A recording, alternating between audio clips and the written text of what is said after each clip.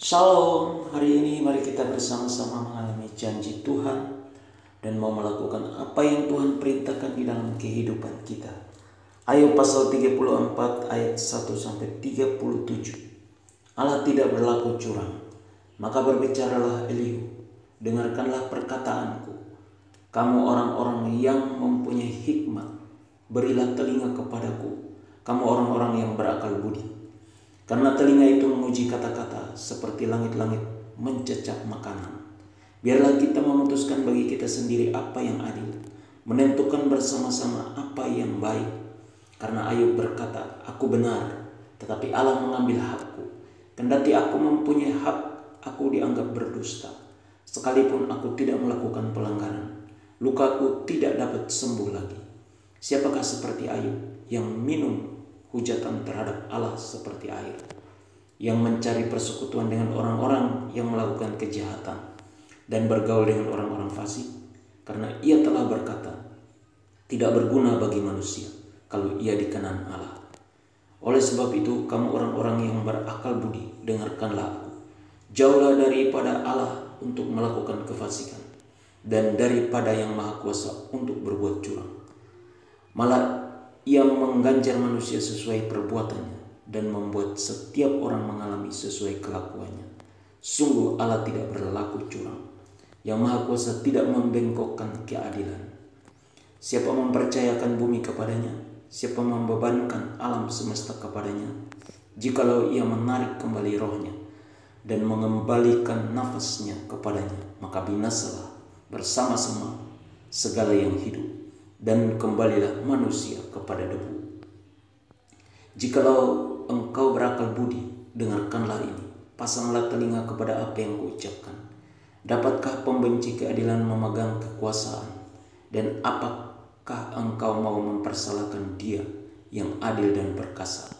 Dia yang berfirman kepada raja, hai orang dursila, kepada para bangsawan, hai orang fasik. Dia yang tidak memihak kepada para pembesar dan tidak mengutamakan orang yang terkemuka daripada orang kecil, karena mereka sekalian adalah buatan tangannya. Dalam sekejap mata mereka mati, ya, pada tengah malam orang dikejutkan dan binasa. Mereka yang perkasa dilenyapkan bukan oleh tangan orang, karena matanya mengawasi jalan manusia dan ia melihat segala langkahnya. Tidak ada kegelapan ataupun kelam kabut di mana orang-orang yang melakukan kejahatan dapat bersembunyi, karena bagi manusia ia tidak menentukan waktu untuk datang menghadap Allah supaya diadili. Orang-orang yang perkasa diremukkannya dengan tidak dipaksa, dan orang-orang lain diangkatnya ganti mereka. Jadi ia mengetahui perbuatan mereka dan menggulingkan mereka di waktu malam, sehingga mereka hancur lebur. Mereka ditamparnya karena kefasikan mereka dengan dilihat orang banyak, karena mereka meninggalkannya dan tidak mengindahkan satupun daripada jalannya, sehingga mereka menyebabkan jeritan orang miskin naik ke hadapannya, dan ia mendengar jeritan orang sengsara. Kalau dia berdiam diri, siapa akan menjatuhkan hukuman? Kalau dia menyembunyikan wajahnya, siapa akan melihat dia? Baik itu sesuatu bangsa atau seseorang